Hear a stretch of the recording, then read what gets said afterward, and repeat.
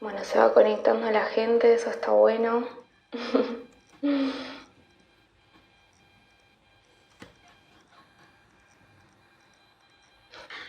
Yo soy Clara, para los que no me conocen, soy estudiante de veterinarias y soy parte de la agrupación de Enclave Roja del PTS, que está en el frente de izquierda, por si no conocen, el partido donde milita Nicolás del Caño, Miriam Bregman. Bueno, ahora estamos esperando, ahí se conectó Guillermo, para hacer una charla. Vamos a hablar con él, que es biólogo, filósofo y es un investigador del CONICET. Vamos a estar hablando sobre la pandemia,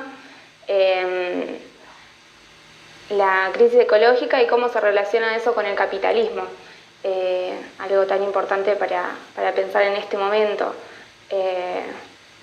Y bueno, que se ponen en cuestionamiento varias cosas, surgen varios cuestionamientos, como bueno, ¿de dónde salen estos nuevos virus? Ahí justo me llegó un mensaje. No, ¿de dónde salen estos nuevos virus? Bueno, la cuestión de la relación que tienen con la ecología, la destrucción del planeta y cuestionar el modo de producción de este sistema. Así que nos parecía una buena oportunidad para pensar qué relación tiene esto con las ideas de izquierda y cuáles son los aportes que podemos hacer desde el marxismo para pensar esto. A ver, acá Flor, trabajadora de las telecomunicaciones, nos dice que cuando sea bajo control obrero va a funcionar mejor. Hola, Guille. Ahí va. ¿Me escuchás?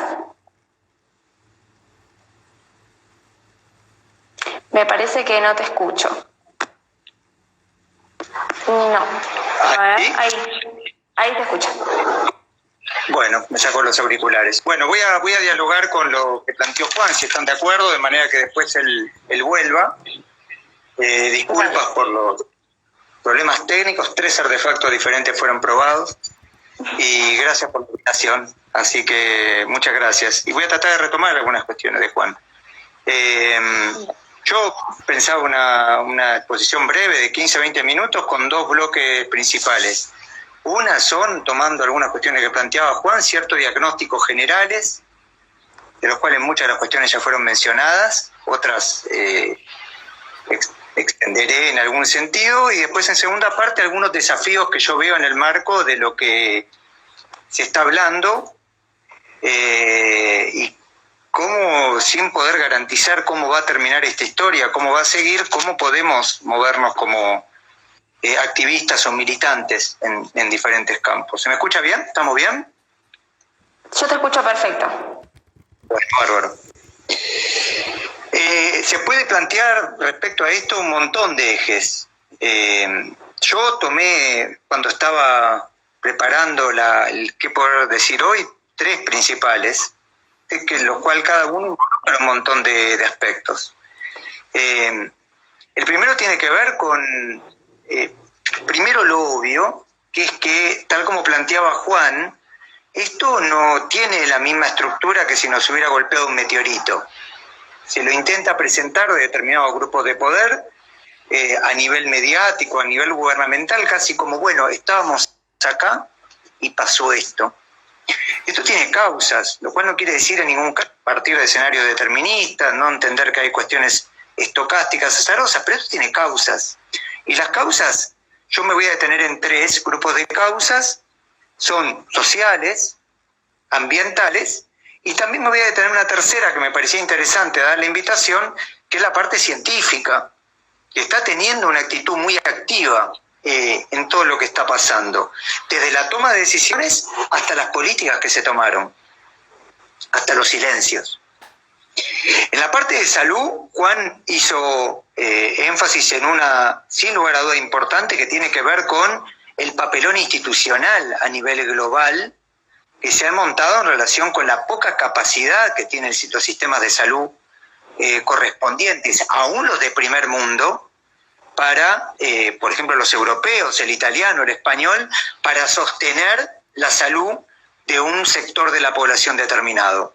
Eso es impresionante, mucho más que estar discutiendo sobre virus, que después algo diré. Lo primero que podemos ver es que los sistemas de salud que se han montado, y en particular en los últimos 40 años, pero uno puede evidentemente verlo en relación con la historia de la salud moderna y vinculado con el capitalismo, no logran sostener un escenario de urgencia de ciertos porcentajes. O sea, eso está claro.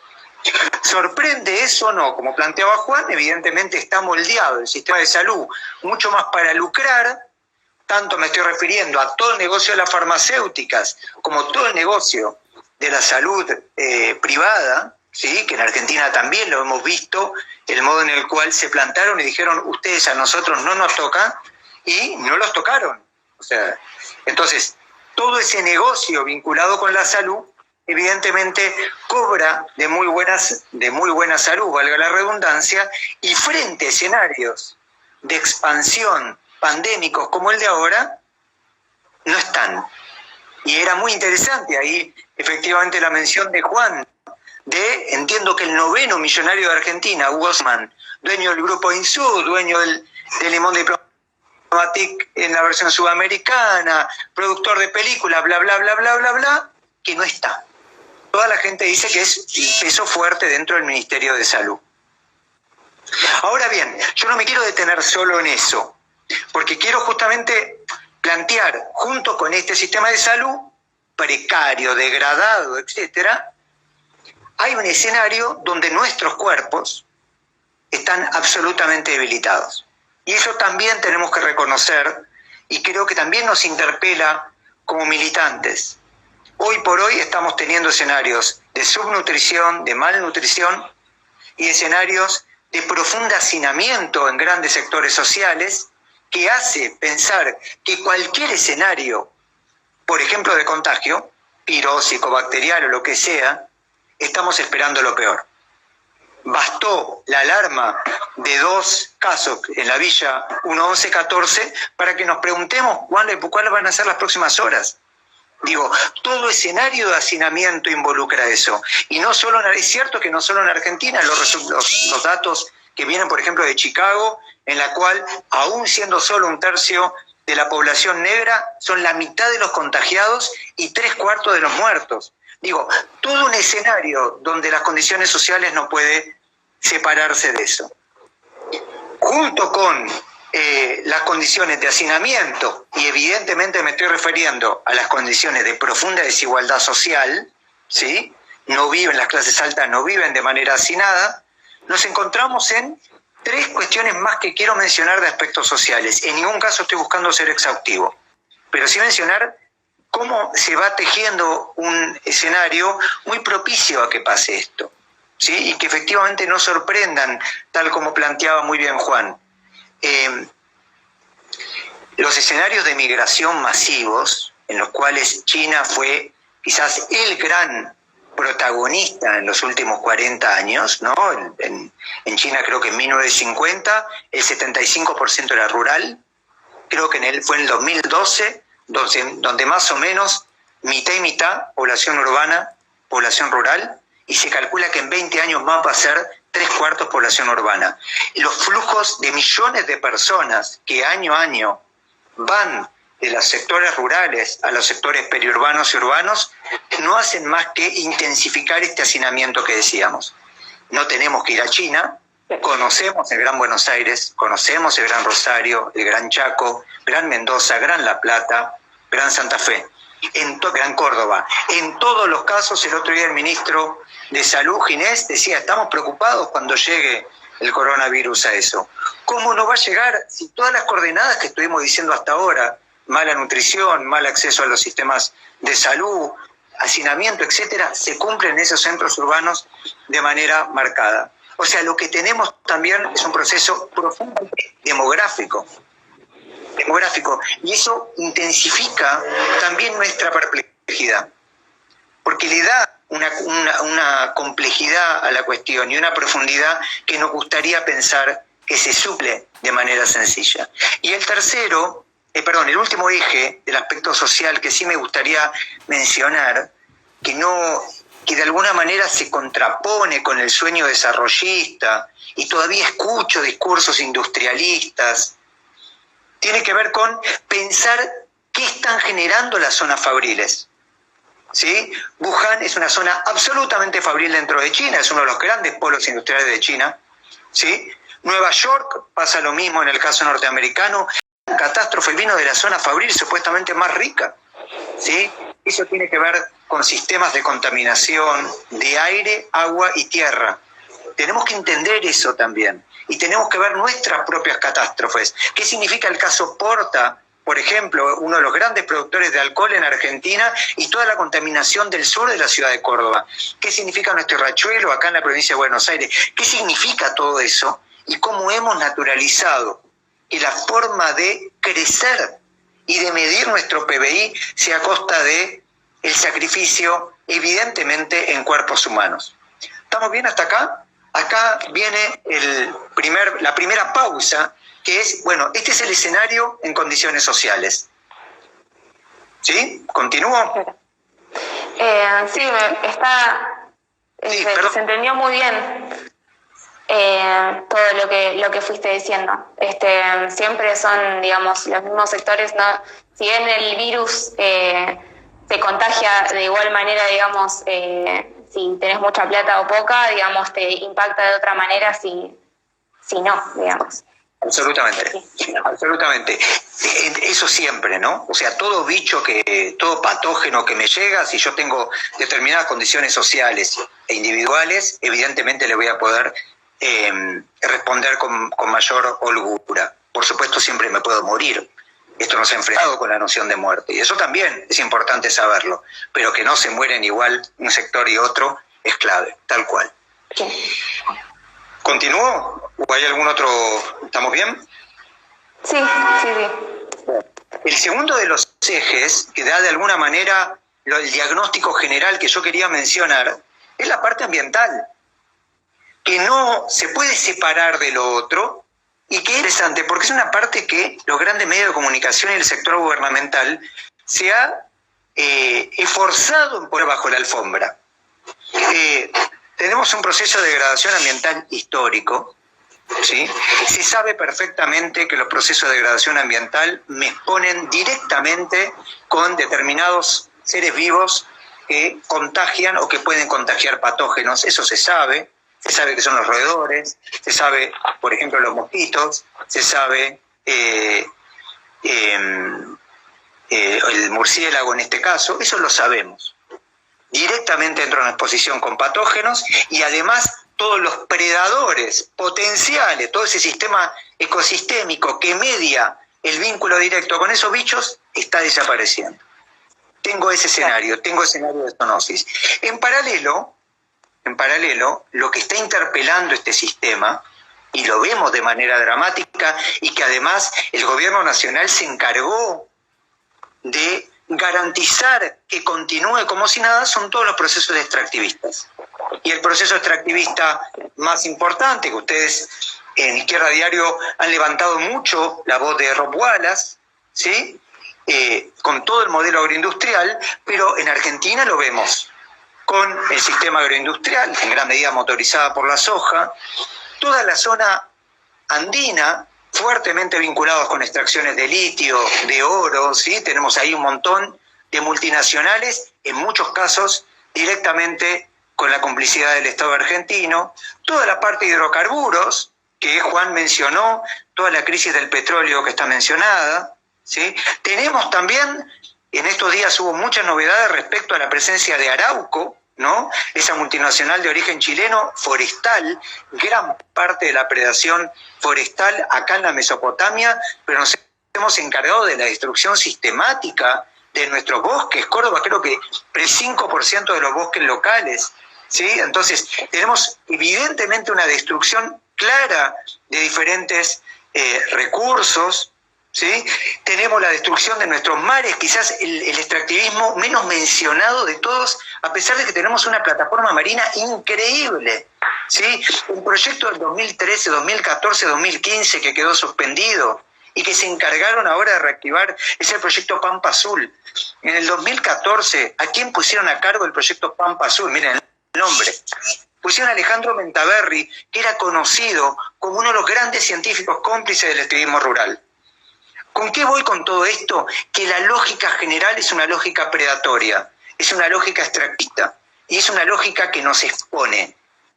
¿A qué nos expone? Por ejemplo, a enfermedades. Por ejemplo, a incendios. No podemos pensar que Amazonia, Australia y coronavirus son 3 problemas. Ahí estamos midiendo mal la cuestión.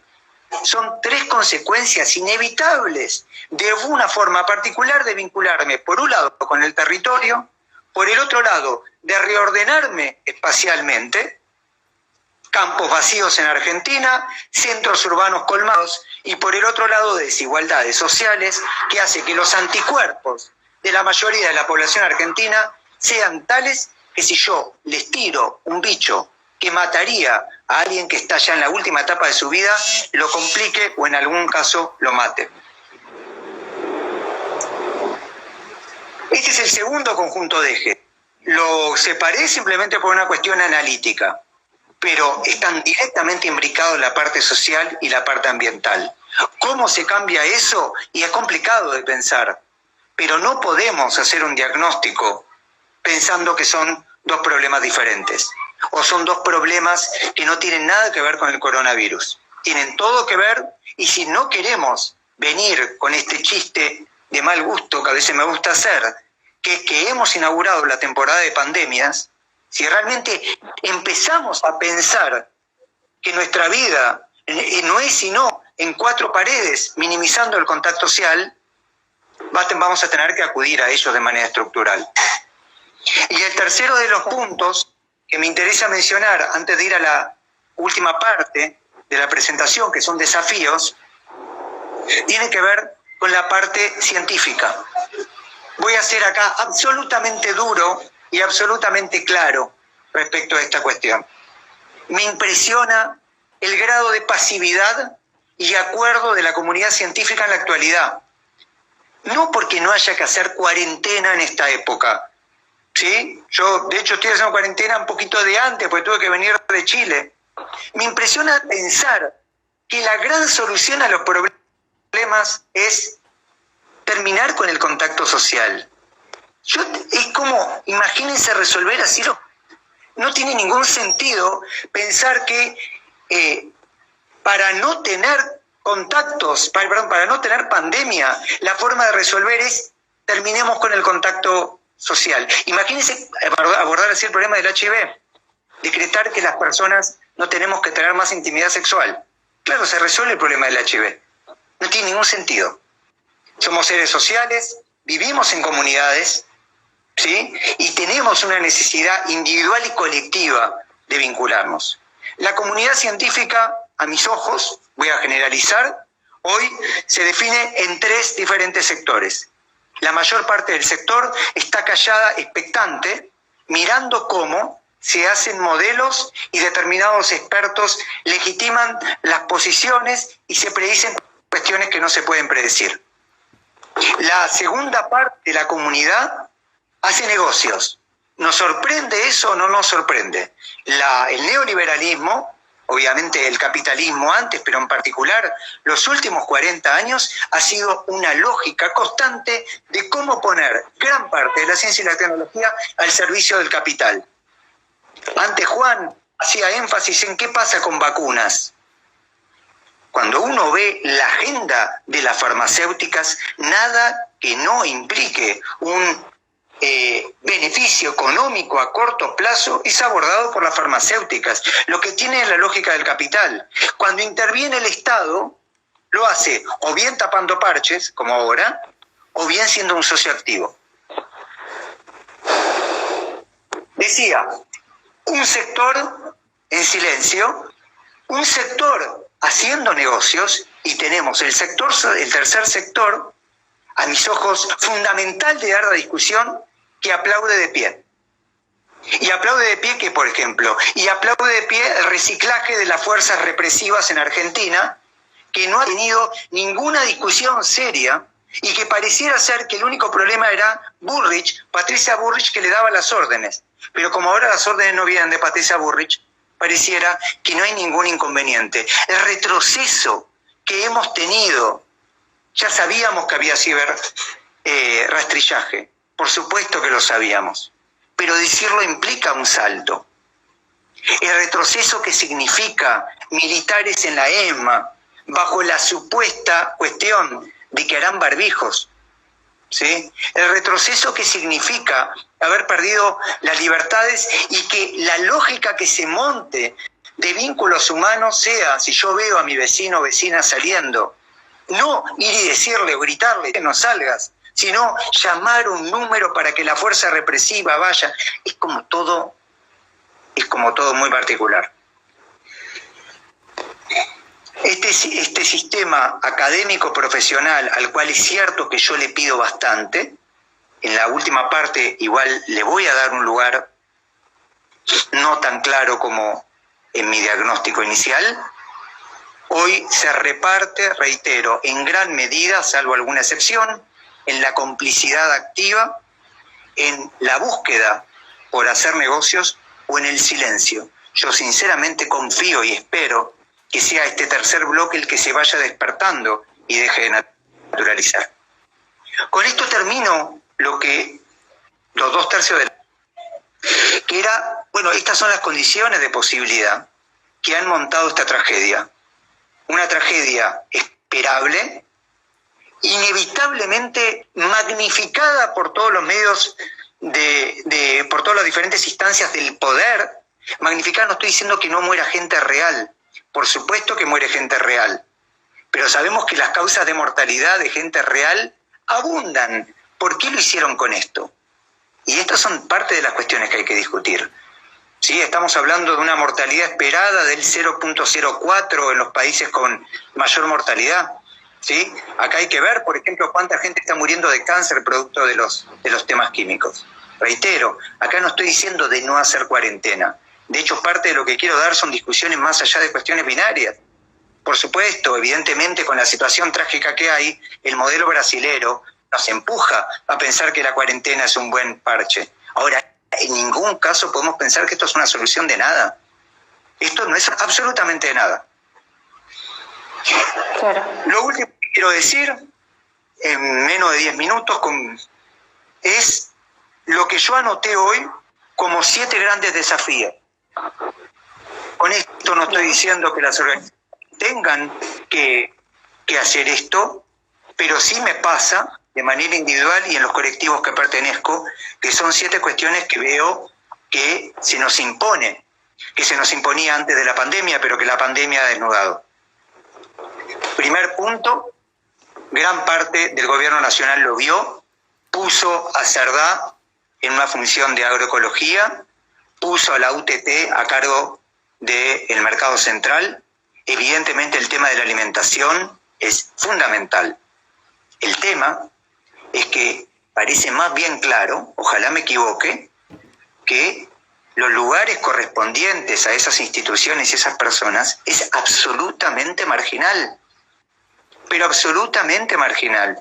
No están puestas en discusión. De hecho, nos tenemos que conectar con la primera parte. El modelo de producción agroindustrial no está en juego en Argentina y va a estar menos en juego a partir de la crisis del petróleo y de la necesidad de obtener dinero en Argentina a corto plazo.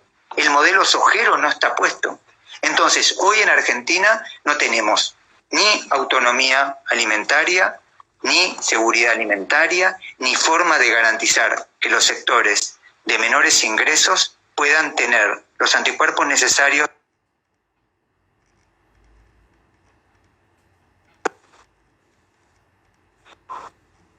Y que no nos mientan, ¿sí? Que no nos mientan y que esos puestos importantes, reitero, funciones que celebro, sean mucho más estructurales que administrar la pobreza y ciertos productos particulares. El segundo de los puntos tiene que ver con lo ambiental. Nos hemos acostumbrado a ministros de Ambiente que no tienen la más pálida idea dónde están parados. Con esto no estoy diciendo que tiene que haber un licenciado en ciencias ambientales en la función. Simplemente tiene que haber alguien que cuando mire un pedazo de tierra o cuando mire un bosque entienda lo que está mirando. Ni Berman ni Cabandier tienen la más pálida idea de qué es el tema ambiental. ¿Es eso casualidad? Por supuesto que no. No, acá no hay casualidad.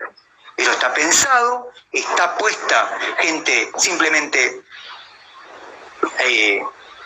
periférica.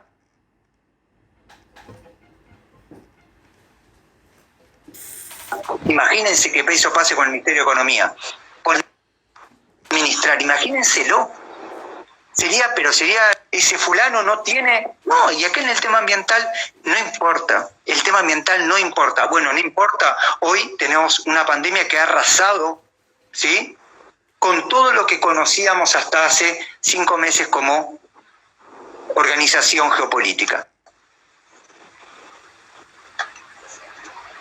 El otro punto asociado al tema ambiental, evidentemente, también se vincula con el tema alimentario. Hace poco vi un spot hermoso en el Día de la Tierra, los invito y las invito a que la vean, hermoso, del Ministerio de Ambiente, denunciando el modelo agroindustrial. Pero, ¿en serio? ¿En serio? ¿Desde qué lugar el Ministerio de Ambiente plantea que hay que acabar? ¿De qué estamos hablando? No, pero simplemente hay mucha cuestión, mucha puesta en escena para decir que se hace lo que ni siquiera se está en condiciones de hacer, aun cuando hubiera intencionalidad, cosa que tampoco está. Claro. Las últimas 4 cosas, y voy terminando, respecto a los desafíos, yo creo que tenemos un enorme desafío respecto a la comprensión de las nuevas formas de control social que estamos en juego. Vamos a tener que rompernos la cabeza y trabajar colectivamente para desarmar todo lo que se está montando. He mencionado 3 de las cuestiones más dolorosas que nos ha tocado ver a Frederick avisando casi con ingenuidad de antropóloga, diciendo miren que los vamos a controlar, y después viendo el caso del chico de Balcarce, diciendo, y bueno, yo quise hacer un chiste, pero dijiste la palabra saqueo, ¿sí? Vemos ahora que en nombre de los barbijos se volverán a entrar militares en la ESMA con todo lo que significa en términos simbólicos y materiales. Vemos lo que significan las fuerzas represivas de hecho, ¿sí? Y fuerzas represivas que se preocupan en nombre de si una persona va 2 veces a la misma carnicería, pero no se preocupa de la misma manera si pasa un camión de la Barricol, ¿sí? O si en San José de la Esquina ese camión derramó no sé cuántos miles de litros, ¿sí?, de un producto, de un agrotóxico. No se preocupan de la misma manera, por supuesto. Si sabemos que las fuerzas represivas custodian algunas cuestiones, vamos a tener que poner mucha intencionalidad, mucha cabeza en eso, porque, por ejemplo, parte del tema del intento fue en esa primer parte, por ejemplo, motorizar el control entre pares, ¿sí? Eso lo intentamos, lo vimos. Ves al vecino, vecina, buchonealo. Eso no es nuevo, eso tiene muchos años, ¿sí? Y eso lo venían trabajando. ¿Qué estamos viendo hoy, además de estar en nuestras casas cuarentenados? Estamos viendo ejercicios del poder, ¿sí?, entrenando nuevas formas de control. Vamos a tener que responderle con la misma intensidad. Con la misma intensidad. Las últimas 3 cosas, y con esto voy terminando. Dale. Discutir la noción de salud. La salud no viene de la institución. La salud lo hacen las comunidades, con algunos profesionales y con gente del sistema médico. Pero la salud no viene del hospital. Al hospital va la gente que se está realmente complicando la situación. Tiene que haber todo un sistema de protección previo comunitario. Para eso tenemos que comer bien, tenemos que vivir bien y tenemos que pensar la salud primero como lógica preventiva. Eso en Argentina no existe. Si no lo escucharon, invito a que escuchen la entrevista que le hizo Anabel Pomar a Breil en la última revista MU. Tenemos que discutir política científica. No se puede entender a la política científica como un conjunto de expertos sentados en una mesa que se sacan una foto. Hoy en Argentina, ¿quiénes son las personas que están tomando decisiones? ¿Qué personas provenientes de otros campos están? ¿Qué significa tomar una decisión en nombre de un gráfico? Y lo último, y con esto termino, creo que tenemos un desafío como pocas veces visible, que tenemos que conectar luchas, reivindicaciones y cuerpos en la calle y tomando mate, si se me permite el comentario. Este problema que estamos viendo es un problema ambiental, sin lugar a duda. Es un problema sindical, no hay ningún problema, no hay ninguna duda. El trabajador hace poco del subte mostraba que también tiene tensión sindical. La cantidad de personas precarizadas en Argentina y en negro es otro ejemplo. Este problema es un problema del feminismo, no hay ninguna duda la cantidad de mujeres que se han muerto de iniciada la cuarentena. Este es un problema de los pueblos originarios, clarísimo. Antes Juan mencionó el caso de Manu Ginóbili y su preocupación que la tiene que tener en la Patagonia, pero evidentemente el tema del territorio y los pueblos originarios es clave. Este es un problema de todas nuestras luchas.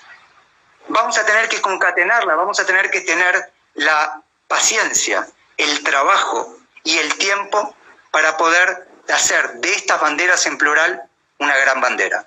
Eso es todo, gracias. Bien, gracias a vos por aceptarnos esta entrevista.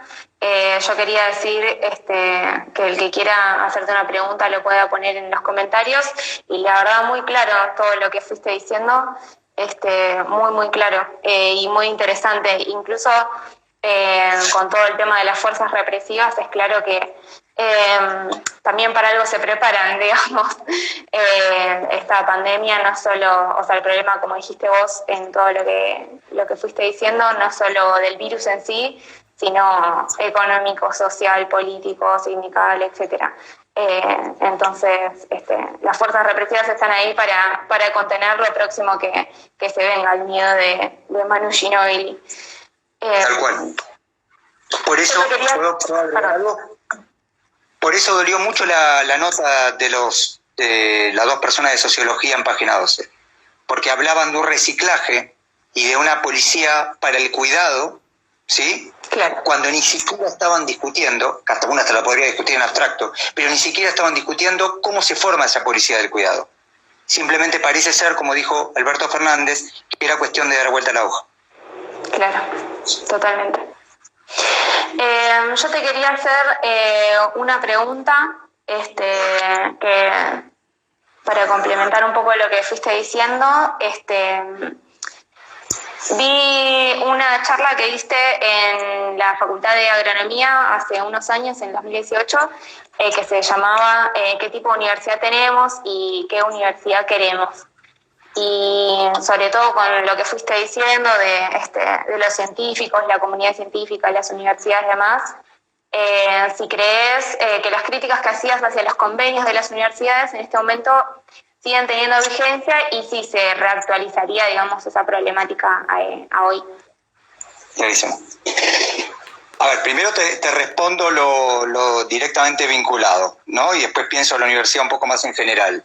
Las críticas tienen no solo vigencia, sino que estamos viendo las consecuencias de esa crítica. Claro. Estamos viendo las consecuencias hacia afuera, son procesos de destrucción aceitados, pero también estamos viendo las consecuencias hacia adentro, que hoy tenemos una universidad absolutamente inmovilizada en pleno caos. ¿Dónde están las universidades nacionales? ¿Y eso por qué? Y porque aceptar fondos significa tener un precio. Y en algún momento vamos a entender que tuvimos un precio en aceptar los fondos de la minería, en aceptar los fondos de diferentes facultades, de Bayer, por ejemplo, en agronomía, etcétera, etcétera. Me queda una sensación, junto con eso, que es qué universidad estamos formando respecto a cómo vamos como universitarios a los problemas sociales o ambientales, o más bien si lo que hacemos no es inventar problemas para ver si después los podemos vender. Y yo creo que en esa inversión que acabo de decir está en gran medida la lógica empresarial que nos han montado. Estamos inventando problemas en lugar de ver qué problemas está afuera. ¿Y por qué estamos haciendo eso? Porque queremos vender los productos tecnológicos en juego, porque queremos vender nuestra idea en una revista científica, pero en el fondo nos hemos construido a nosotros mismos como empresarios. Hasta que no nos saquemos esa coraza, que en gran medida está moldeada institucionalmente por esta universidad que vos planteabas, no vamos a tener otra universidad. Claro. Sí, muy claro. Ahí van diciendo, bueno, sí, en la Facultad de Agronomía, viste, tiene convenios con distintas empresas y para pensar también esta problemática. La Facultad de Agronomía de la UBA es un ejemplo clarísimo, ¿no? La Facultad de Agronomía de la UBA es un ejemplo clarísimo, donde en particular el de Benetton se revirtió, por suerte, después de todo lo de Santiago Maldonado, pero sigue habiendo una cantidad de convenios notables. Yo en un momento estuve con Gustavo Schrauf efectivamente discutiendo. Claro. Sí. Bueno, nada, la verdad te quería agradecer por el tiempo y nos están llegando algunas preguntas, muchos comentarios sobre todo lo que fuimos charlando. Y había una de las preguntas que hizo, bueno, ¿cómo te imaginas que puede ser la salida de la cuarentena? Cómo puede terminar y cómo continúe. Sí. Yo acá sí, decime, perdón. No, esa y está conectada, otra que dice si sabes algo sobre el criterio que se utiliza en el Ministerio para saber cuándo viene el pico de las pandemias, si tienen algún criterio estadístico para proyectar el avance de la enfermedad. Para mí está relacionado con el de la salida de la cuarentena. Voy a decir algo que no abunda, que es que no sé. No tengo idea. O leo, tengo mucha gente cerca vinculada con epidemiología, inclusive en el grupo de filosofía de la biología que coordino hay gente trabajando en temas de epidemiología y dengue, a esa Shifty, bien, pero no sé y no sabemos. A mí me sorprende cuando salen determinados científicos y filósofos concluyendo cuestiones que no se saben, que no sabemos. Yo creo que en gran medida vamos a salir, que la salida tiene que ver más con lo que vayamos a hacer nosotros que con lo que decida una mesa de expertos en algún lugar. Yo creo que es importante que entendamos esto. A veces cuando planteo esto me dicen lo que pasa es que sos anticiencia. Ahí es donde empezamos con lógicas binarias que no se entienden. Acá no estamos hablando de ciencia en abstracto. De hecho, yo soy profesor de historia de la ciencia, me encanta la ciencia.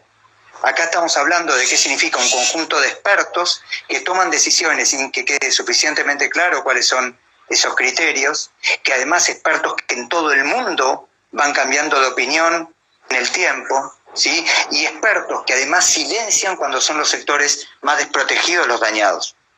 Respecto al otro punto, para que vean hasta qué punto no se sabe, creo que fue el día de hoy, salió una nota muy interesante de Pablo Esteban en Página 12, entrevistando a una persona de informática que trabajaba en modelos de Córdoba, me parece, lamentablemente no recuerdo el nombre de él, que planteaba este investigador de CONICET, decía, quizás hasta ni hay pico, dice, no sé por qué están esperando un pico, dice, tal como está planteado el escenario en Argentina, lo más probable es que haya una meseta.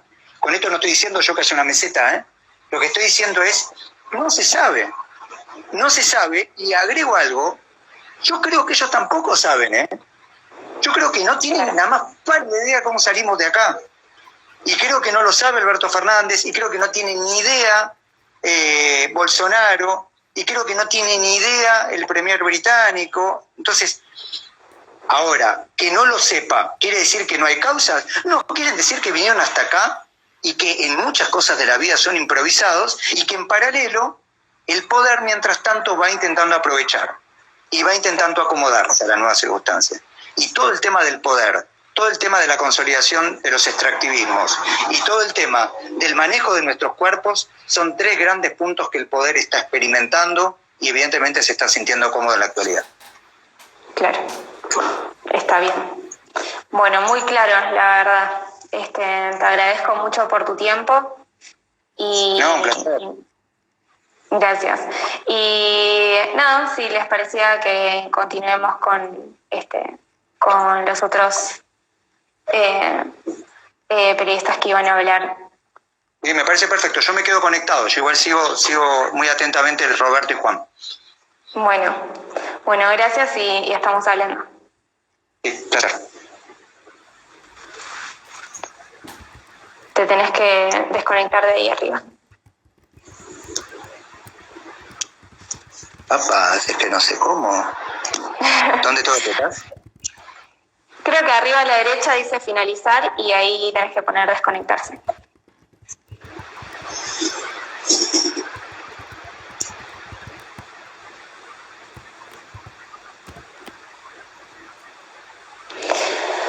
¿No tiene forma de desconectarme desde ahí?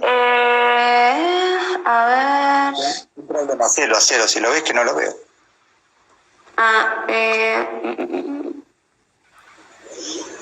Me parece que...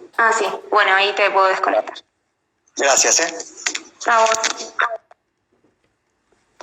Bien. Bueno, ahora vamos a estar hablando con Roberto Andrés, que él es periodista en La Izquierda Diario, en la sección de Ciencia, Ecología y Medio Ambiente. A ver, no me lo encuentro acá conectado.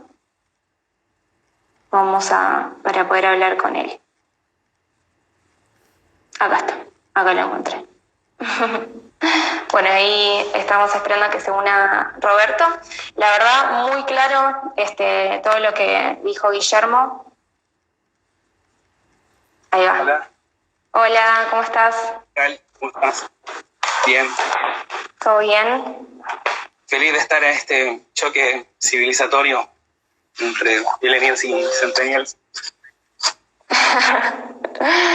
Pero la verdad que igualmente son buenas herramientas, está bueno. Bueno, yo voy a hacerlo más o menos breve, pero quería más centrarme en qué es lo que hablamos cuando hablamos de crisis ecológica, ¿viste? De todas formas, yo quería retomar un poco lo que venían diciendo Juan y Guillermo. Para mí hay dos ideas que son centrales para pensar el problema del COVID-19 como parte de una crisis ecológica global. Y tenía que ver con estos dos autores que hablaban Juan y que después habló Guillermo, Rob Wallace y Mike Davis. Davis dice tira una frase que es muy categórica que dice que la globalización capitalista a propósito del COVID-19 ahora parece ser hasta biológicamente insostenible. Eso es una idea muy, muy fuerte. Wallace más o menos justifica esto cuando explica cómo la producción altamente capitalizada de los alimentos depende de prácticas que ponen en peligro la seguridad de la humanidad y en ese sentido puede ayudar a desencadenar una nueva pandemia mortal. Wallace da muy buenos datos. Quería agregar un par más o menos. Wallace comenta cómo estas grandes empresas que son vanguardia en la deforestación, como Colgate o Johnson & Johnson, ya habían financiado investigaciones para mapear en qué lugares posiblemente podían surgir nuevos patógenos. Cuenta también cómo Estados Unidos y Europa han servido como zona cero para el surgimiento de estas influencias, como la gripe aviar, la H5N2, y también cómo las multinacionales y sus representantes impulsaron el surgimiento del ébola en África Occidental y el Zika en Brasil. Incluso como los funcionarios de salud pública de Estados Unidos negocios. Entonces, ahí Wallace hace una explicación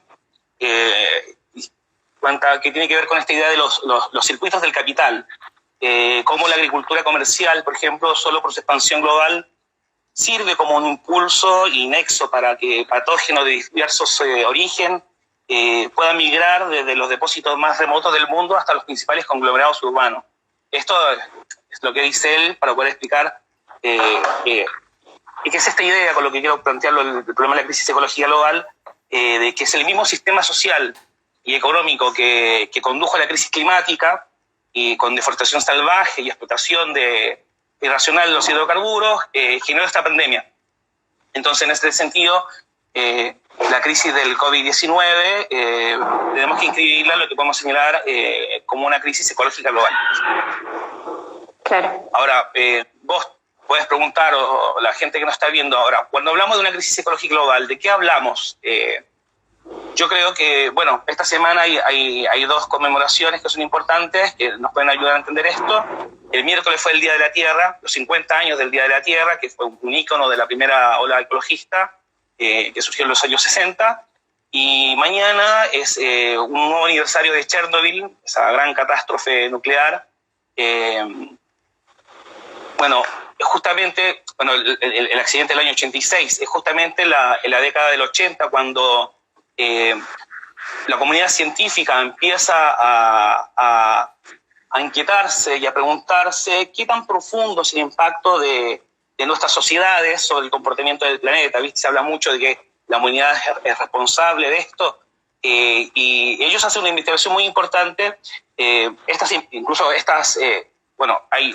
par de datos más respecto a la década del 80, porque esta década es clave para poder empezar a investigar el problema de la crisis, incluso la crisis climática. En el 85, científicos británicos descubren la capa de ozono, el agujero en la capa de ozono, y un poquito antes, en el 81, James Hansen, que es el climatólogo más reconocido de la NASA, proyecta para el siglo XXI la aparición de zonas inhabitables para la humanidad, producto por el calentamiento global, por la concentración de dióxido de carbono en la atmósfera. Entonces, todas estas discusiones golpean a la comunidad científica, específicamente en dos encuentros del Consejo Internacional de Ciencia, que es la principal unión científica del mundo. Ellos agrupa, por ejemplo, la Unión Internacional de Física, a la Unión Internacional de Química, incluso a sociedades científicas nacionales como el CONICET de Argentina. Ellos tienen un encuentro en el año 83 en Polonia y después en el 85 en Canadá, y resuelven impulsar un gran programa de investigación internacional que se va a conocer como el Programa Internacional Biosfera-Geósfera. Este programa, yo los invito, este programa terminó en el año 2015, después de 30 años de investigación, reunió 500 científicos de todo el mundo, puso su secretaría en Estocolmo, bajo el alero de la Real Sociedad de Ciencia de Suecia, pero bueno, terminó en 2015 con sus conclusiones. Eso sí, dejó su página web disponible para toda la comunidad hasta el año 2026, así que todo lo que están escuchando, yo les recomiendo que ingresen a la página, es www.igbp.net. Ahí están todos los archivos sobre todas las investigaciones que hicieron. Una figura destacada del Programa Internacional de Biosfera-Geósfera fue un premio Nobel, es Paul Crutzen. Él es un químico atmosférico holandés. Él recibió el premio Nobel en el año 95 por sus investigaciones en la destrucción de la capa de ozono. Él, cuando fue la ceremonia de premiación, él incluso señala que su investigación lo había convencido de que el balance de fuerzas en el planeta Tierra había cambiado dramáticamente y que ahora las actividades humanas habían crecido tanto que podían competir e incluso interferir con los procesos naturales. Crutzen y este programa internacional de investigación ¿cuáles son las principales conclusiones? Paréntesis, yo les recomiendo un artículo que sacamos hace un par de meses en el semanario Ideas de Izquierda. Toda esta discusión está muy bien desarrollada para poder entender de qué hablamos cuando hablamos de crisis ecológica global. El artículo se llama Crisis del Sistema Tierra, Segunda Revolución Copernicana y Antropoceno, publicado desde el semanario de la revista Ideas de Izquierda. Impulsamos desde el Izquierda Diario y el PTS. Bueno, ahí está toda esta discusión muy bien desarrollada, tiene muy buenas fuentes, muy buenos datos, la recomiendo a todos. Y bueno, ¿cuál es la principal conclusión que nos sirve a nosotros para esta discusión? Ellos se dan cuenta que internacional, después de la Segunda Guerra Mundial, o sea, un salto que incluso ellos lo llaman la gran aceleración, porque crece exponencialmente el uso de recursos naturales, la explosión de los combustibles fósiles, la agricultura intensiva, los fertilizantes, la llamada revolución verde de la agricultura capitalista, o sea, una serie de elementos que llevan a la interrupción de un complejo ciclo natural que tardó millones de años en estabilizarse y en evolucionar. El planeta está abandonando una época geológica natural, que es este estado interglacial que lo conocemos como el Holoceno, que es el único estado que sabemos con certeza que puede sostener a las sociedades humanas complejas para dirigirnos hacia un territorio desconocido. Cratsen habla de terra incógnita, o sea, nos dirigimos hacia un mundo completamente desconocido que ha sido bautizado provisoriamente como el Antropoceno. De hecho, hay un grupo internacional de geólogos, el grupo de trabajo de Antropoceno, que está reuniendo toda la evidencia científica para proponerle a la Comisión Internacional de Geología que se reconozca oficialmente que nos encontramos en esta nueva época geológica, el Antropoceno. Cratsen y el grupo del IGBP, más o menos en síntesis, cómo describen este nuevo mundo al que nos acercamos, como un estado biológicamente menos diverso, menos boscoso, mucho más cálido y probablemente también más húmedo y más tormentoso. Claro. Ellos incluso llegaron a identificar varias fronteras planetarias, o sea, hablan de fronteras ecológicas del planeta que la humanidad no debe atravesar, la acidificación de los océanos, la contaminación química, la destrucción de la capa de ozono, y hay dos fronteras planetarias que son centrales, que una es la del cambio climático y la otra la de la pérdida de biodiversidad, que son definidas como fronteras centrales. ¿Por qué son definidas como fronteras centrales? Porque por una parte el sistema climático manifiesta la distribución y el equilibrio de la energía en la superficie terrestre, y en el caso de la biosfera regula los flujos materiales y energéticos en el sistema planetario. Y de eso depende la capacidad de recuperación de nuestro planeta. Se llama un concepto que surge de esta segunda revolución copernicana, que es el concepto de resiliencia. Resiliencia aplicado al sistema de soporte vital planetario. Lamentablemente el capitalismo arrastró a toda la humanidad en una cruzada contra el planeta y la está llevando más allá de estas fronteras planetarias. Claro. El cambio climático, la pérdida de la biodiversidad son reconocidas ya como fronteras que fueron atravesadas. Hay otras que todavía no han sido atravesadas y hay otras que lamentablemente tampoco se han podido cuantificar. Es el caso de la contaminación química, no se ha podido cuantificar a nivel global, aunque sí Argentina tiene, es conocida tristemente por tener uno de los 10 lugares más contaminados del mundo, que es el Riachuelo. Y que esto, el capitalismo, como nos lleva a este territorio desconocido,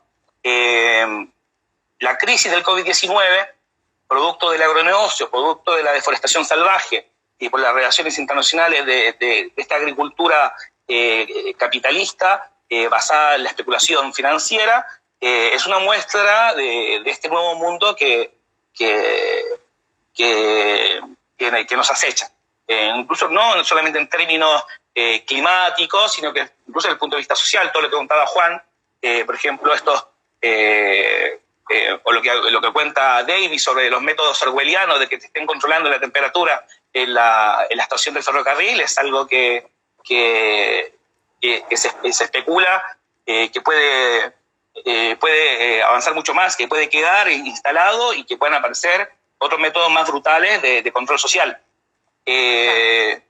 Bueno, ¿qué es lo importante sobre toda esta explicación de qué significa la crisis ecológica? Que frente al negacionismo climático de Donald Trump, Bolsonaro, o posiciones escépticas intermedias, bueno, no se trata ni de una exageración, ni se trata de una suposición, sino que se trata de la conclusión central de uno de los proyectos científicos más grandes que jamás hubo, que fue el proyecto internacional Biosfera-Geósfera. Y bueno, que eso requiere también que pensemos en nuestro planeta de una manera completamente nueva. De esto hablamos cuando hablamos de crisis ecológica global. O sea, hablamos de la pandemia en el marco de la crisis ecológica global, y es todo esto. Es la interrupción de un gran ciclo natural complejo, cambio climático, acidificación de los océanos, pérdida de biodiversidad. Incluso ya se está hablando de que que hemos ingresado a una sexta extinción masiva de especies, como la que conocieron, fue el caso de los dinosaurios hace 65 millones, o la de la gran mortandad en el Pérmico Triásico. Claro que esto ya no sería por causas naturales que tardaron mucho tiempo, o elementos extraterrestres como un asteroide, en el caso de los dinosaurios, sino que esto ya estaría provocado por el capitalismo, un estado de desarrollo del capitalismo que alcanzó en el siglo XX. En ese sentido, yo quiero rescatar algo que dijo Rob Wallace, el biólogo evolutivo, que viene muy bien al caso. Él dice, habla de un concepto que yo quiero rescatar, y con esto yo quiero terminar mi intervención. Wallace dice que debemos sanar las grietas metabólicas que separan nuestras ecologías de nuestras economías. Y en este sentido tenemos todo un mundo por ganar. Él utiliza un concepto que es clave, que en la izquierda diario incluso lo venimos rescatando. Hay toda una corriente de sociólogos, marxistas, científicos clínicos que vienen recomendando este concepto en Marx, que es el concepto de fractura metabólica, que es un concepto muy útil para poder pensar una salida anticapitalista al problema de la crisis ecológica, y particularmente la crisis del COVID-19. ¿Qué es lo que quiere decir Marx con el concepto de fractura metabólica? Bueno, Marx, por ejemplo, define, hay una definición de trabajo que es fundamental en Marx, dice que el trabajo antes que nada, sí, decime. No, te quiero interrumpir un segundito, o sea, me parece que es una pregunta muy importante, sobre todo para pensar de dónde surge y, bueno, cuál es la profundidad de este problema. En un minuto, digamos, seguro se corta el vivo, así que quizás tenemos que retomar en el otro y ya poder avanzar con lo que dice Juan. Pero con lo que estás mencionando también, o sea, bueno, ¿qué es el concepto de la grieta metabólica? Si nos lo puedes explicar un poco, y cómo sirve eso para pensar una salida anticapitalista. Sí, eso. Por supuesto. Mira, Marx lo que vio fue básicamente que el capitalismo provoca una ruptura entre la sociedad y la naturaleza, sobre todo en la relación entre el intercambio de recursos materiales. O sea, él lo ve, por ejemplo, como la ciudad industrial capitalista, es un fenómeno regional. La ciudad industrial capitalista despoja el campo de sus nutrientes y también de la población rural, lleva a la población rural a vivir hacinada en las ciudades, como en las fábricas, bajo la contaminación industrial, pero también despoja los nutrientes del suelo, y en vez de devolverlos al campo para mantener la fertilidad del suelo, se envía a los ríos. Entonces, daba el caso del Támesis, la contaminación del Támesis que provocaba enfermedades en los barrios, etc. Bueno, hoy vemos un fenómeno similar, pero a nivel global. Hay una fractura en la relación entre la sociedad y la naturaleza a nivel global, que se ve, por ejemplo, en la ruptura de los ciclos del carbono, que provoca el cambio climático, una ruptura en los ciclos del nitrógeno y del fósforo, en el caso de la agricultura. Y, bueno, Marx ahí entonces plantea que dos cosas que son importantes. Una, Si el trabajo es el proceso mediante el cual la sociedad se relaciona con la naturaleza, en ese intercambio metabólico entre recursos y materia, los trabajadores cumplen un rol central a la hora de pensar cómo restablecer ese metabolismo con la naturaleza. Si son ellos los que tienen en sus manos las palancas de la producción, y es la producción la que nos ata a la naturaleza, es justamente regulando esa producción.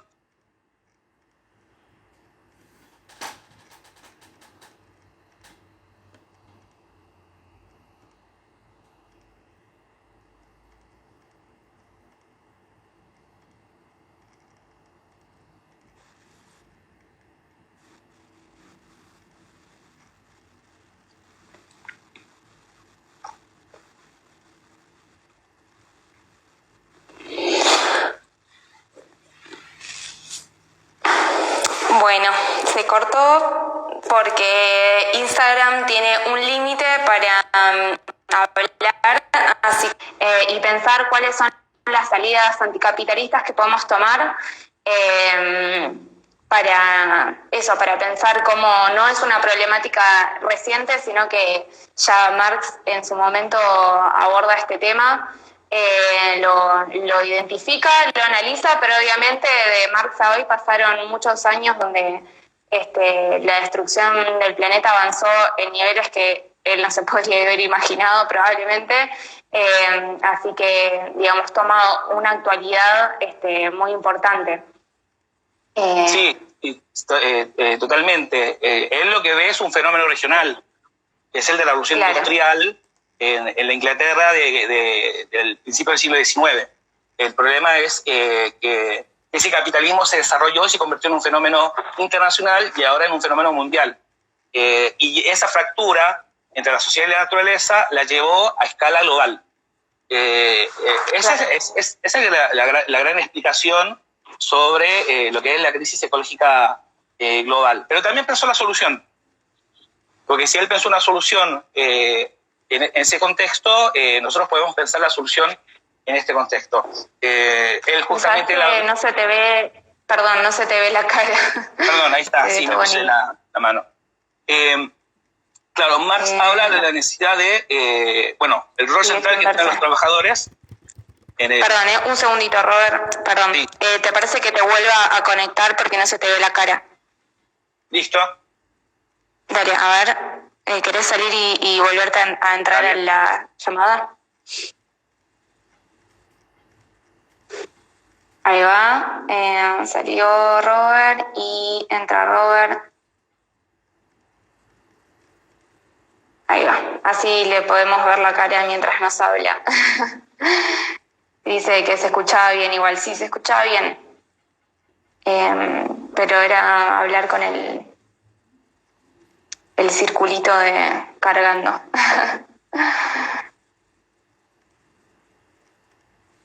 Ahí va.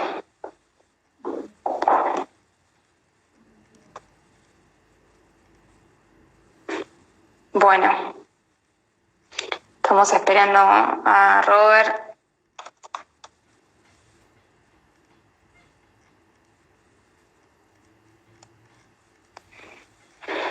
Que se conecte para poder terminar. Bien, sí, por fin. Instagram se puso la gorra, parece. Mal. Muchos trabas te pone para poder hablar. Entonces, lo que te comentaba, una conclusión importante que saca Marx sobre este análisis es el rol de la clase productora en la regulación del metabolismo con la naturaleza, y la otra es que,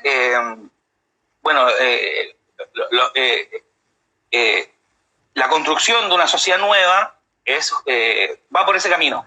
Él hablaba de la sociedad de productores libres, o sea, la sociedad sin clases sociales, pero también una sociedad de productores que se asocian libremente y regulan racionalmente el metabolismo con la naturaleza para vivir en armonía con ella. Entonces, en ese sentido, la perspectiva de lucha que opino que hay es justamente, hay que salir del agronegocio, hay que salir del modelo extractivista del modelo sojero, Y en ese sentido hay que pensar medidas, grandes acciones colectivas. Yo quiero dar un par de ejemplos respecto a los métodos de lucha, que fue una parte de discusión. El año pasado todos vimos a los estudiantes secundarios que se movilizaron en todo el mundo contra el cambio climático, contra las grandes corporaciones y exigiendo medidas radicales para frenar la crisis climática. Pero ¿qué pasó? Ellos se cansaron de ver cómo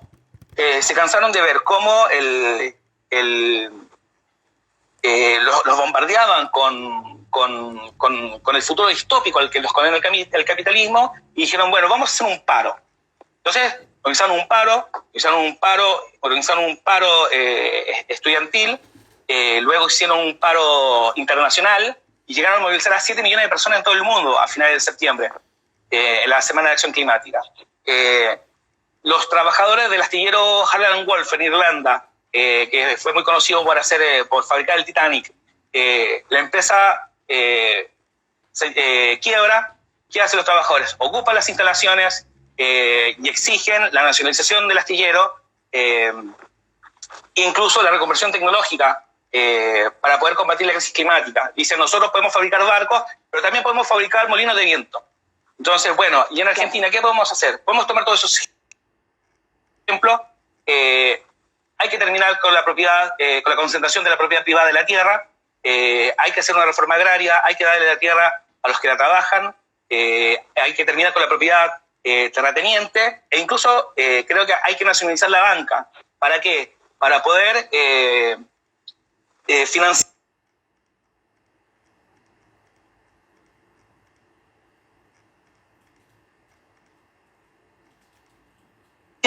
la reconversión tecnológica de todo el modelo agropecuario argentino, salir del modelo extractivista y construir un modelo agrícola que sea realmente sustentable, ecológico y, bueno, de respeto a las comunidades, construido desde abajo, entre trabajadores del campo y la ciudad.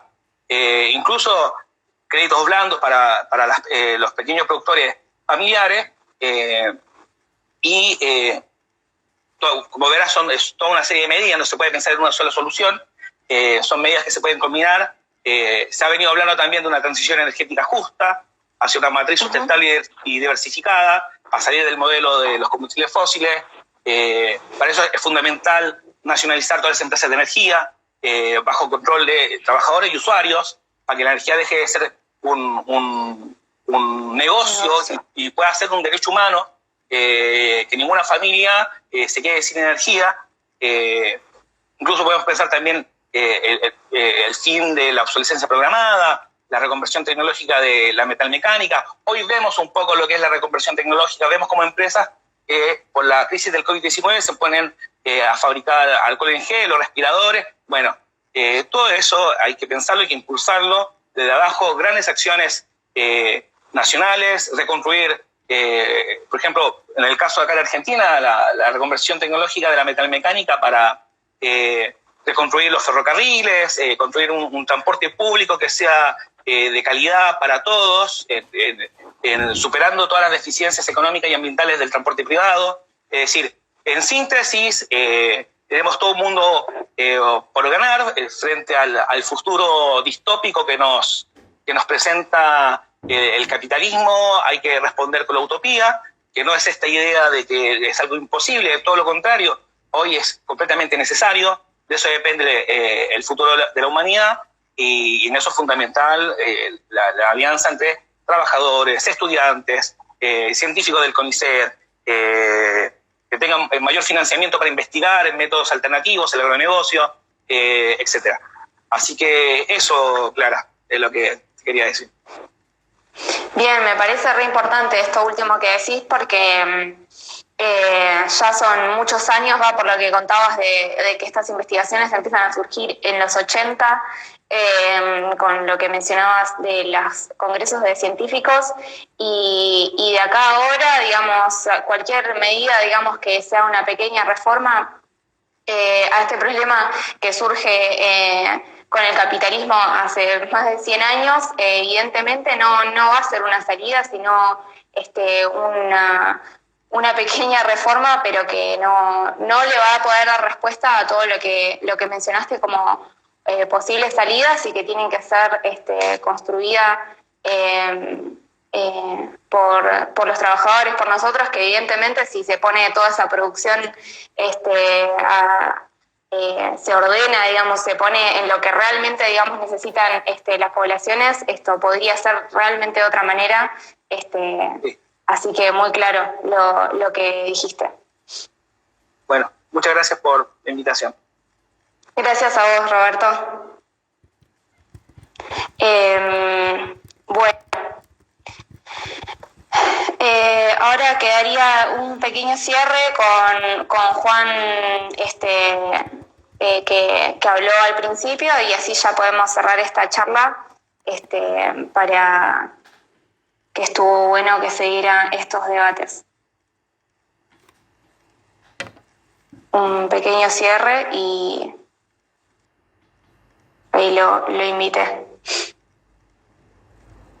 a la comida. Interesante, la verdad que está bueno retomar dónde surgen estos problemas, y ya Marx había hecho un análisis hace un tiempo atrás. Ahí está, Juan se conectó.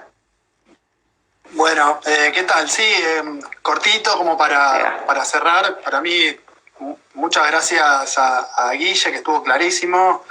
Robert también. Yo les recomiendo a todas y todes que entren a La Izquierda Diario, la sección de ecología, donde escribe Roberto y otros compañeros. También la sección de ciencia. Van a encontrar más desarrollado esto. Como les decía antes, en el campus virtual de La Izquierda Diario tenemos un curso donde abordamos estos temas con más profundidad, con muchos de los autores de los que estuvimos charlando recién. Entonces que los invito y las invito a entrar y discutir más profundamente. Yo como para cerrar, bueno, un poquito rápido, políticamente, como decía Roberto, digamos, frente a tanta distopía, hay que mostrar que la crisis también muestra que el mundo lo mueven los trabajadores, las trabajadoras en todo el mundo. Cuando hablamos del circuito del capital, hablamos también de millones y millones de trabajadores que, contra todo lo que se venía diciendo de la robotización, de la automatización, etcétera, encontramos trabajadores en cada una de las áreas y que están dando una pelea, están peleando en parte empujados por la situación catastrófica, y planteando un programa para que la crisis la paguen los capitalistas y no la pague la clase obrera. Yo me quería referir muy rápidamente a eso.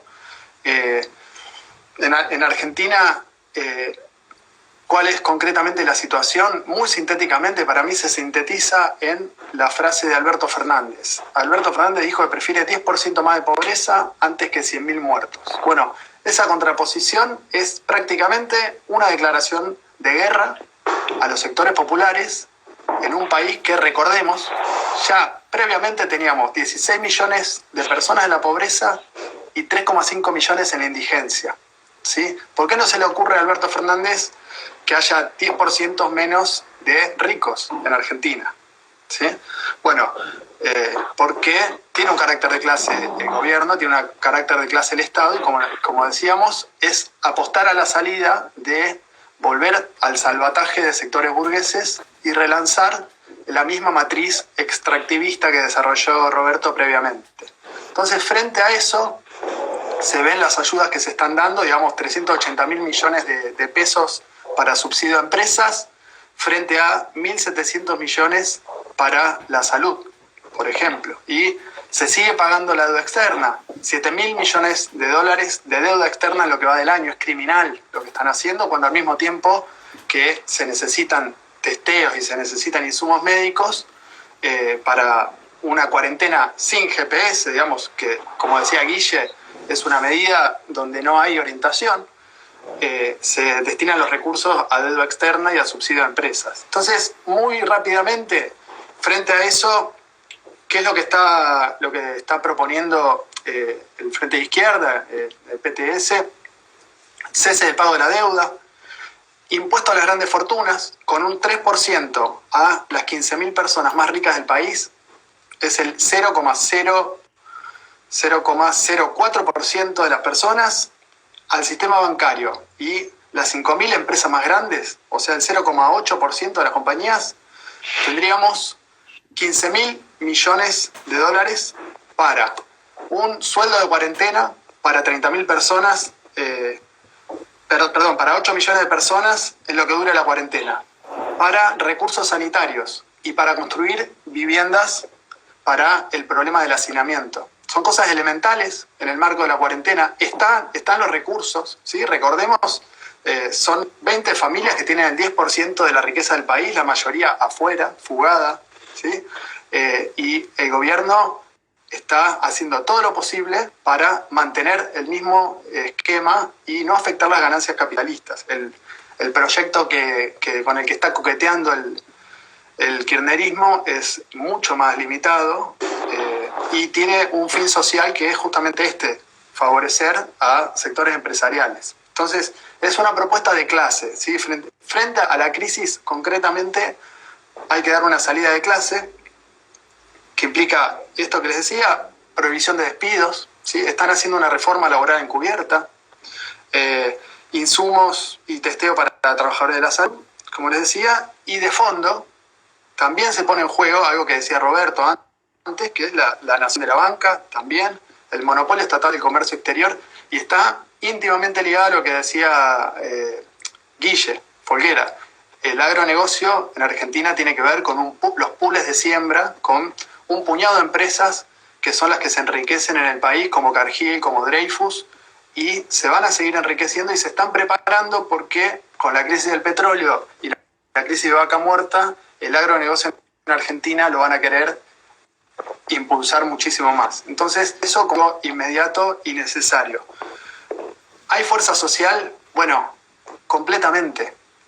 Frente al discurso de quédate en tu casa, ¿sí? Que hay que esperar y que pase la cuarentena, está muy bueno lo que decía Guille, es necesario plantear que esta crisis se resuelve desde abajo, ¿sí? Hay fuerza social. Recordemos que venimos de levantamientos, el levantamiento en Chile, el levantamiento en Ecuador, en Colombia, y eso está solamente en suspenso. Ese cuestionamiento al orden social en toda Latinoamérica está en suspenso, y vemos a nivel mundial huelgas, como ya conté antes, no las voy a repetir, en Amazon, en General Motors, y en Argentina también empezamos a ver a les pibes de las sectores ultra precarizados que se están movilizando, que hacen paros a nivel latinoamericano. Vemos trabajadores de los frigoríficos defendiendo la fuente de trabajo, trabajadores de ocupar la fábrica. También vi un cartel ayer que decía que sin sueldo no hay cuarentena. Bueno, esa consigna es una consigna importantísima que hay que plantearla desde este punto de vista. Para cerrar. Se trabó un poco la imagen y el sonido.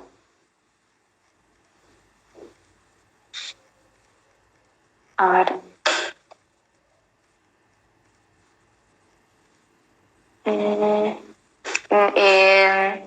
No te escucho. Bueno, se trabó un segundo. No. Se sigue uniendo gente. A ver, salió para volver a entrar y ya. A ver. Ahí va.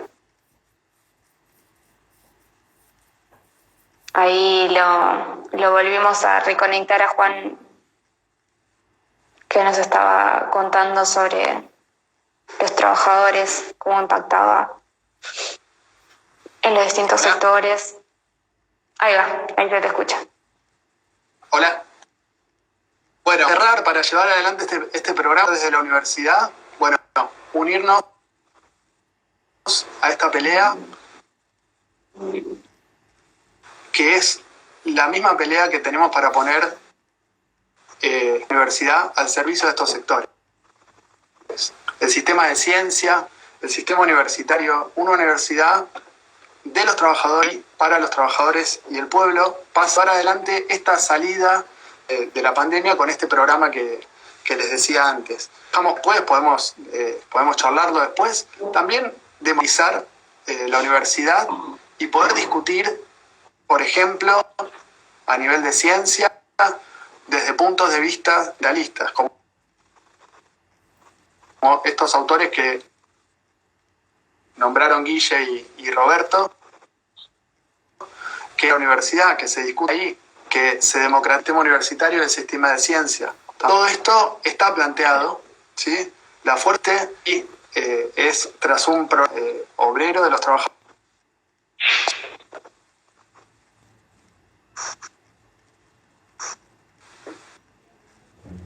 ¿Se escucha?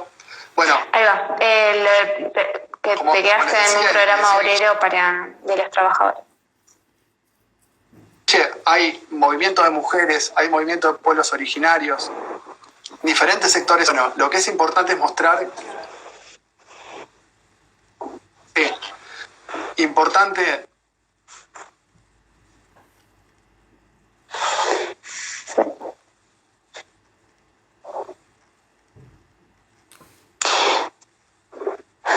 se traba.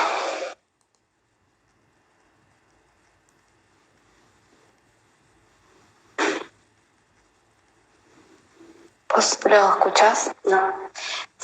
No se te escucha, Juan. Así que...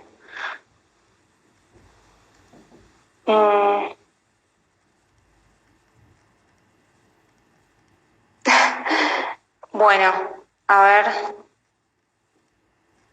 No se escucha.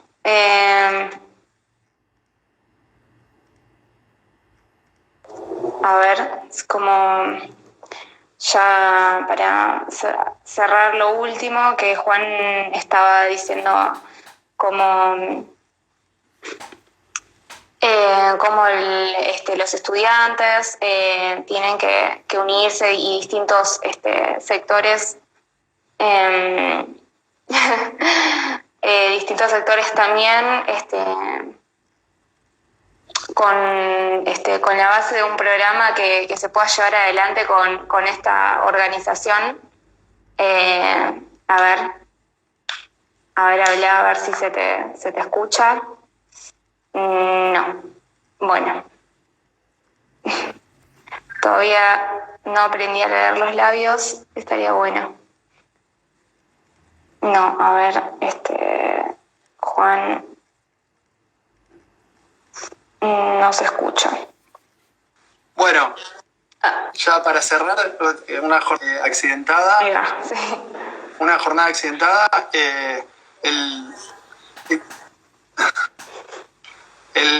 Una salida progresiva para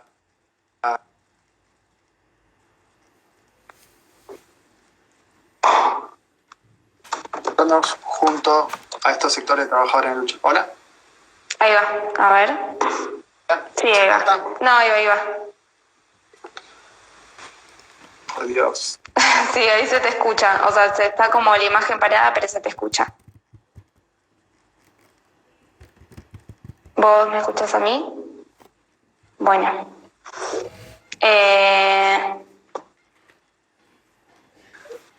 No. Bueno. A ver.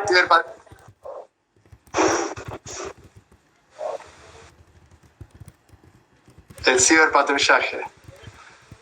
Bueno, yo para cerrar, creo que está planteado, vamos a seguir haciendo este tipo de actividades a las compañeras y compañeros en clave roja, de agro y de Bete. Podemos seguir después. Quería invitarlos, ahora hay...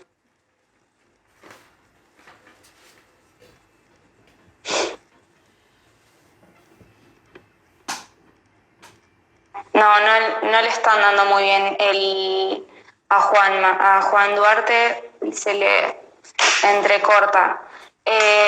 No, yo para retomar lo que decía de darle un cierre,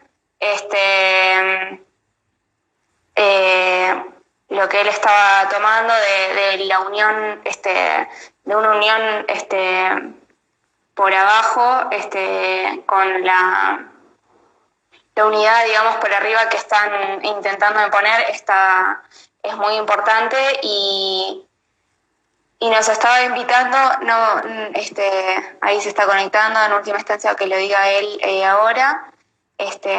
Pero bueno, la verdad estuvo muy bueno, muy interesante esto. A ver, Juan, si se te escucha. No. Nada más para muchas gracias, Clary, a todas y todos que estuvieron en la charla. Sigamos el intercambio, sigamos organizándonos de esta manera, peleando para dar una salida junto a los trabajadores y una salida progresiva a esta crisis de la pandemia. Nada más agradecer y seguimos en contacto. Les recomiendo el campus, les recomiendo la sección de ciencia y de ecología de ello y nada más. Me despido. Muchas gracias, Clary, por todos los problemas técnicos, la verdad. Muy bien, una gran conductora. Gracias a ustedes. Bueno. Gracias y nos vemos. Bueno, nos estamos viendo y bueno, finalizamos el vivo con lo último que dijo Juan, así que los esperamos en el campus y en las próximas charlas que nos puedan ver. A ver, gracias a los tres que pudieron hablar con nosotros, a Guille Folguera, a Roberto, a Andrés y a Juan Duarte que pudieron hablar con nosotros y bueno, vamos a ver más charlas y los esperamos ahí también. Y gracias por mirarnos.